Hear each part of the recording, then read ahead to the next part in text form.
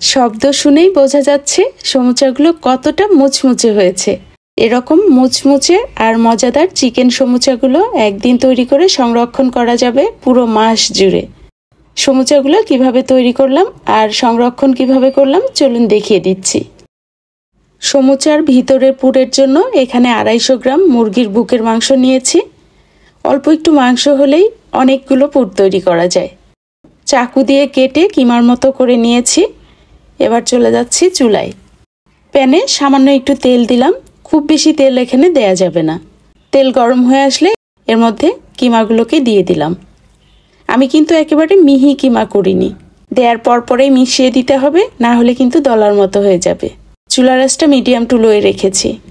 যখন রংটা পরিবর্তন হয়ে যাবে তখন এর মধ্যে দিয়ে দিচ্ছি লবণ 1 চা চামচ, চিলি ফ্লেক্স দিলাম 1.5 চা চামচ, ধনিয়া জিরার গুঁড়া দিয়ে দিলাম 1 চা চামচ, মাংসের মশলা দিয়ে দিলাম 1.5 চা চামচ, আদা রসুনের বাটা 1 চা চামচ। সব কিছুকে মিশিয়ে দিচ্ছি আর মেশাতেই বড় যে দলাগুলো আছে এগুলোকে স্প্যাচুলা দিয়ে ভেঙে দিতে হবে। চুলার আঁচটা কিন্তু কমিয়ে রেখেছি। এখানে অতিরিক্ত পানি দেওয়ার দরকার নেই। কিমা থেকে যে পানিটা ছাড়বে এই পানিতেই কিমাটাকে সিদ্ধ করে নিব। ঢেকে দিয়ে অপেক্ষা করছি 5 থেকে 7 মিনিটের জন্য। প্রায় 7 মিনিট পরে ঢাকনা খুলে নিলাম। এবার এর মধ্যে পেঁয়াজ কুচি দিয়ে দিলাম 1 কাপ, সবুজ আর লাল কাঁচামরিচ কুচি দিয়ে দিলাম। আমি 2টো কাঁচামরিচকে মিহি কুচি করে দিয়েছি আর পেঁয়াজগুলোকে কিউব আর ছোট করে কেটে নিয়েছি। পেঁয়াজগুলোকে সিদ্ধ করে একেবারে নরম করা যাবে না, কচকচে থাকবে। এরকম থাকলেই কিন্তু সমুচাগুলো খেতে ভালো লাগে। পেঁয়াজগুলো এখন নরম হয়ে গেছে আর কিমা রান্নাটাও প্রায় শেষ। এই পর্যায়ে দিয়ে দিচ্ছি 1 টেবিল চামচের মতো টমেটো কেচাপ আর 2 টেবিল চামচের মতো ধনিয়া পাতা কুচি। সব কিছুকে ভালো করে মিশিয়ে দিতে হবে। কিমার পুরটা এখন হয়ে গেছে, আমি নামিয়ে নিচ্ছি।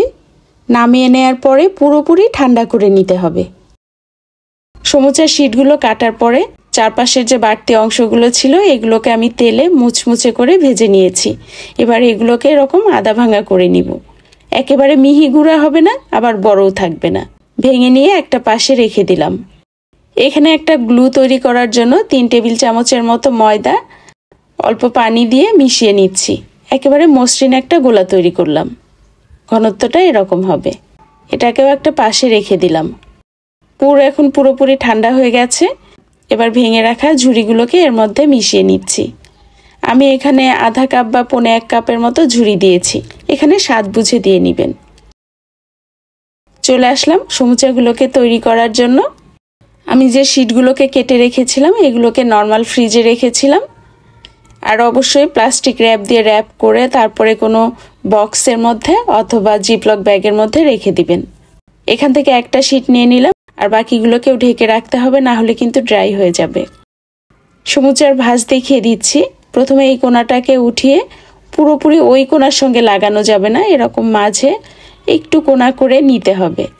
এই কোণাটাতে খুব ভালো মতো গ্লু লাগিয়ে নিতে হবে, তাহলে ভাঁজ করার পরে এই কোণাটা আর খুলে যাবে না। কোণার কিছুটা অংশ ভিতরের দিকে রেখে ভাঁজ করে নিতে হবে, এতে করে ভাজার সময় ভিতরে আর তেল যাবে না। আমি ভিতরের অংশটা দেখিয়ে দিচ্ছি। দেখুন কোণাটা কিন্তু একেবারে সিল হয়ে গেছে। ভাজার সময় এদিক দিয়ে আর তেল যাবে না। এবার পছন্দ মতো পুর দিয়ে দিলাম। পুর খুব বেশি দেয়া যাবে না, আবার একেবারে কমও দেয়া যাবে না।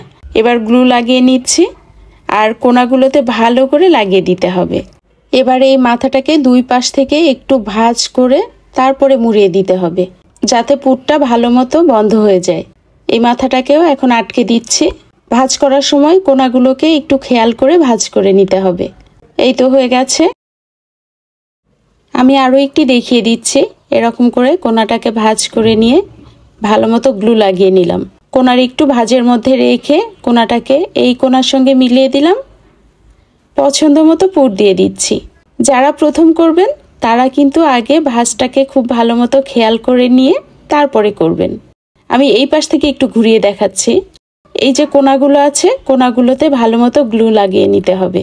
2 পাশ থেকে এরকম করে আঙ্গুল দিয়ে ধরলাম এই মাথাটা দিয়ে, যাতে পুরটা পুরোপুরি ঢেকে যায়। এরপরে ঘুরিয়ে আটকে দিতে হবে। এই তো আরও একটি হয়ে গেল। আমি সবগুলো সমুচাকে একই রকম ভাবে তৈরি করে নিয়েছি। এবার আপনারা চাইলে কোনো জিপলক ব্যাগে বা এয়ারটাইট কন্টেইনারে ভরে ডিপ ফ্রিজে রেখে দিতে পারেন। ভাজার আগে বের করে নিয়ে মিডিয়াম টু লো হিটে ভেজে নিতে হবে। আর এগুলোকে কিন্তু আপনারা 1 মাসের বেশি সময় পর্যন্ত সংরক্ষণ করেও খেতে পারবেন। আমি জিপলক ব্যাগের মধ্যে উঠিয়ে রেখে দিলাম। কয়েকটি সমুচা আমি ভেজে দেখাচ্ছি। ভাজার জন্য তেল কিন্তু খুব বেশি গরম করা যাবে না, হালকা গরম তেলের মধ্যে সমুচাগুলোকে দিতে হবে, না হলে সমুচার গাটা ফুসকুড়ির মতো হবে, তখন দেখতে অত সুন্দর দেখাবে না। যখন ফুলে একটা পাশ শক্ত হয়ে যাবে তখন উল্টে দিচ্ছি। আমার চুলার সর্বোচ্চ তাপমাত্রা 2000 আর সর্বনিম্ন 200, আমি 400-তে রেখে সমুচাগুলোকে ভেজে নিয়েছি। সমুচা ভাজাটা একটু ধৈর্যের ব্যাপার, তবে আপনারা যদি ধৈর্য ধরে ভেজে নেন তাহলে উপরটা এরকম মসৃণ হবে। দেখতে পাচ্ছেন চমৎকার কালার এসেছে। স্ট্রেনারে উঠিয়ে তেল ঝরিয়ে নিলাম। কিচেন টিস্যুর ওপর রেখে দিলে কিচেন টিস্যু অতিরিক্ত তেলগুলো শুষে নেবে। একটি সমুচা আমি ভেঙে দেখাচ্ছি, দেখুন কতটা মুচমুচে হয়েছে। আর ভিতরে চিকেনের পুরটা কিন্তু খেতে বেশ লাগে। সমুচার শীটের রেসিপি আমি আগেই শেয়ার করেছি, ডেসক্রিপশন বক্সে দিয়ে রাখবো।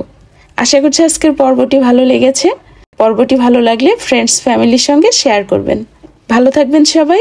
আল্লাহ হাফিজ।